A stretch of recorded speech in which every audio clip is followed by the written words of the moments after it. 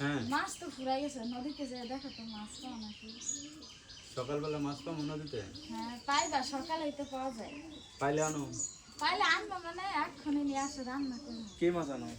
গুড়া মাছ পাইলে গুড়া মাছ, বড় মাছ পাইলে বড় মাছ। যাও তাড়াতাড়ি যাও। তো যাই দেখি নদীতে মাছ পাই কি না। আর নদীটা কিন্তু আমাদের বাড়ি থেকে যেতে 3 মিনিট সময় লাগে। হেঁটে গেলেই 3 মিনিটে যাওয়া যায়, এতটুকু দূরে। আর এটাই নদীর ভেরিবাঁধ রাস্তা।